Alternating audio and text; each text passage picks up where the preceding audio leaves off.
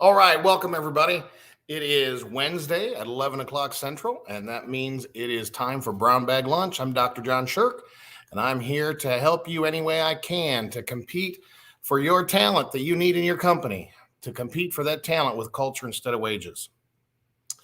So let me talk a little bit first. I want to talk about your teachable point of view today, but I want to talk first about letting it sink in what the new reality is when you want to hire air conditioning technicians or really anybody in the service industry, in the trades. But let's keep it to air conditioning just to keep it practical. So listen, in the old days, there was a kind of social contract. The old days being 10 years ago or earlier, even 5 years ago or earlier. There was a kind of social contract that went like this. I have a job to offer. You need a job. And so the very foundation of our relationship is that I have a job, you need a job. That creates a connection. We build from there. Right? Now, what I really want to have sink in, if you're an owner, if you're a service manager, if you're hiring people or bringing in people today, that social contract is no longer the basis of your relationship. Now, what do I mean by that? What I mean is this: unless you're trying to hire zero experience right out of school people, right? Everybody you want to hire already has a job. Now, they may be a little less happy with it, but they have one. So try to let it sink in that if you're going to go out and recruit and hire the talent that you need to grow your company, that basic social contract of I have a job, you need a job, you have to erase it from your mind. So let's just pause a minute and say, well, if I don't have a job, put yourself in that position. If I didn't have a job, if I didn't need a job and you wanted me to come to work for you, what would that conversation look like? Well, first, it wouldn't be about the compensation, right? If I didn't need a job. Next, I'd want to know an awful lot about how my days are going to be spent, what you're expecting of me. Am I going to get a chance to express myself and my skills? Just put yourself in that position. And as you put yourself in that position, take a step back and say, is that the reality of our technicians right now? Okay. So this is where I coach my clients. Once this truth has been metabolized, and I'm telling you, it's not easy to fully metabolize. It's hard to get past the idea that I need a workforce full of people who don't need a job, right? Like that. Now you may say, well, they need the income. Yeah. I know.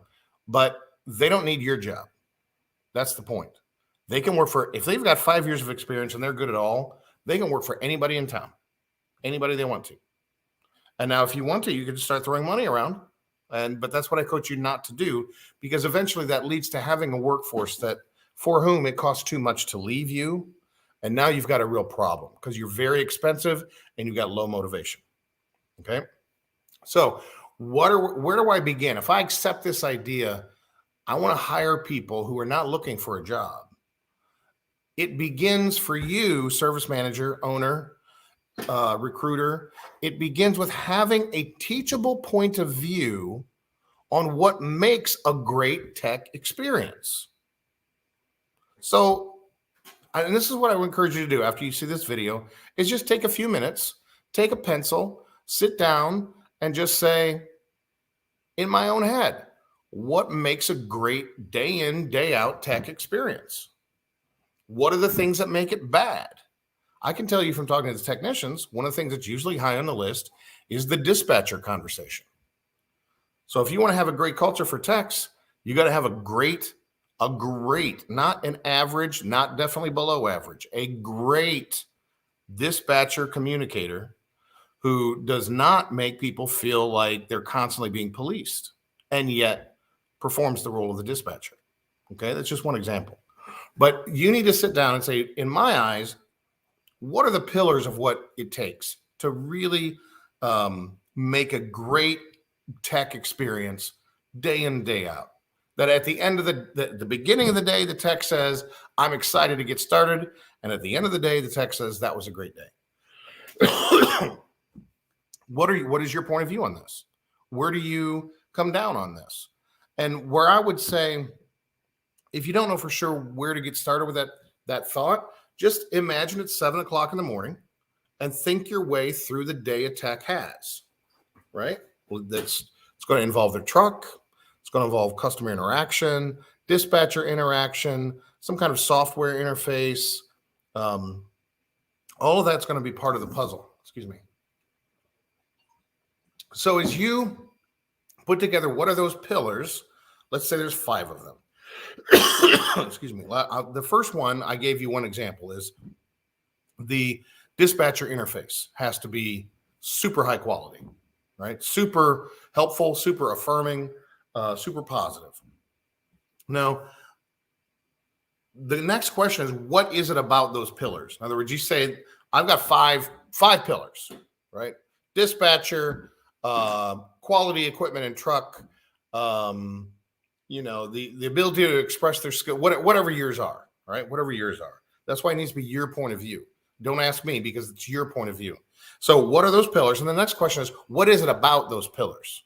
In other words, why? Why does the conversation with the dispatcher need to be such high quality? Well, it's not hard to understand. If a guy's out there, it's, January right now, but if a guy's out there in July in an attic and it's 130 degrees in that attic, they're using a lot of energy. Patience runs thin.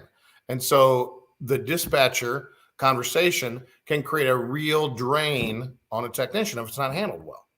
Simple as that, right? So what is it about that interaction? Well, this person who's out there by himself getting this work done can become seriously and very quickly fully disengaged because of one conversation with a dispatcher.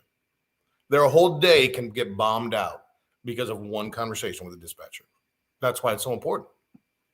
On the other hand, the dispatcher can be the wind under that technician's wings. So the question, why is it so important? And then once you understand what is it about those pillars, start analyzing for cause-effect relationships. Like, break it down. Like, if a dispatcher, what causes what effect? Is it tone of voice? Is it certain words? Is it the way they position themselves? Do they speak too authoritatively? What are the cause-effect dynamics in it? And then as you can, the end game is eventually to convert this into a set of stories that you can tell, right? If you were a tech in the field, being able to tell a story about a phone call you got from a dispatcher, and you can tell a technician that you're recruiting, yeah, I remember back in 2005. Let me tell you about the phone call I got. And it was almost 20 years ago, and I remember it to this day. Could be good or bad, right? But these story format expressions of your teachable point of view communicate to a technician, this has been thought through. This is not just wordplay. We care about text, and then no energy has gone into this whole process. They smell that, and it's what keeps them from making the leap, all right? So if you want to recruit talent with culture instead of wages, you need to first of all come to terms with this different social contract, right? The people you want to hire, the people you need, do not need a job. So don't think that way. And number two, the people you do want to hire, because they don't need a job, they're looking for a very superior experience. Are you giving it to them? Well, I can tell you for sure you're not, if you're not thinking through the things I just discussed, right? What is that tech experience? What happens at 7? What happens at 11? What happens at 2? What happens at 4? What happens after hours, right? How can I enhance their experience in such a way that the very best people in your market want to work for you? And in most cases, if you actually put time and energy into just thinking about it, you're already ahead of the competition. There's still just a rash, there's a rash of people out there that they just feel like, if they're my employee, paying them is 98% of my job. And it's really not. Not if you want to be serious about competing for talent, not competing for the best, because the best don't need a job. They don't need you. They want something specific. Are you giving it to them? Okay. All right. So there we go. If you want to talk about this some more, please just comment below, share this with your friends. If you'd like to get on a phone call and talk, or a Zoom call and talk a little bit more about this, I'd love to. My number one thing I'm rolling out in 2022 is a 13-week program for how to compete for talent with culture instead of wages. And we can get much more specific in your situation, in your market. Every market's different. Chicago is not Charlotte. Dallas is not Phoenix. Every market is different.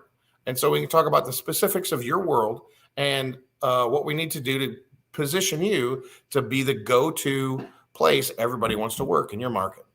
I'm Dr. John Sherk. This has been Brown Bag Lunch. Thanks so much for your time and attention. I'm here to help you. Please let me know what I can do. Thanks, everybody.